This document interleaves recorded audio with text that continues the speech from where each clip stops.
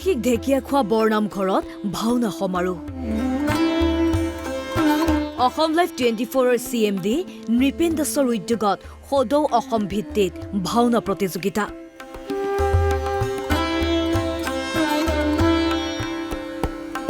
গুৰু দুজনাৰ অপূৰ্ব সৃষ্টিৰাজিক চিৰযুগমীয়া কৰি ৰখাৰ উদ্দেশ্যে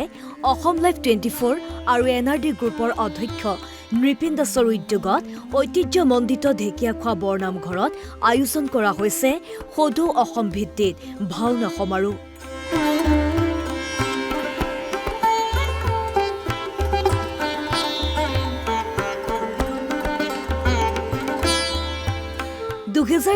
বৰ্ষৰ 15 জানুৱাৰীৰ পৰা 5 দিনীয়াকৈ অনুষ্ঠিত হ'ব ভাওনা প্ৰতিযোগিতা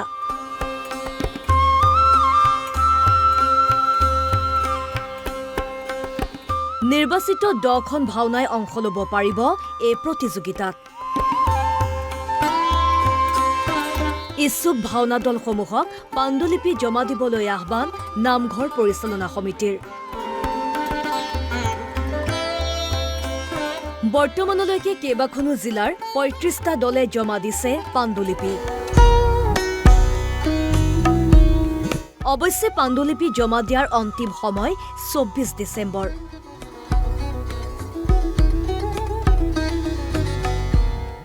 এই ভাওনা 10খন ভাওনাই আমাৰ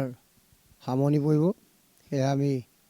ঢেকিয়াখোৱাবাসী ৰাইজ আৰু অসম লাইভৰ স্বত্বাধিকাৰ নৃপেন চন্দ্ৰ দাস ডাঙৰীয়াৰ উদ্যোগতে আমাৰ ভাওনাভাগ হ'ব সম্পূৰ্ণ ঢেকিয়াখোৱাবাসী ৰাইজে ইয়াত সহায় সহযোগ কৰি পেলাই কামভাগ সাফল্যমণ্ডিত কৰিব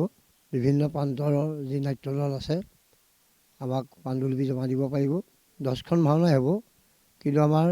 এখন যদি হৰিচন্দ্ৰ উপাখ্যান হয় এখন আমাৰ তেনেধৰণে হ'ব মানে একেখন নাটক আমি দুখন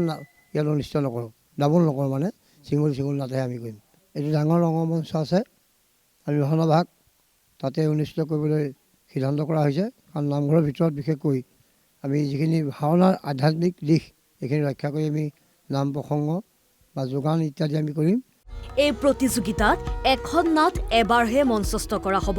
অৰ্থাৎ প্ৰতিযোগিতাত 10খন পৃথক পৃথক ভাওনা উপভোগ কৰিব পাৰিব দৰ্শকে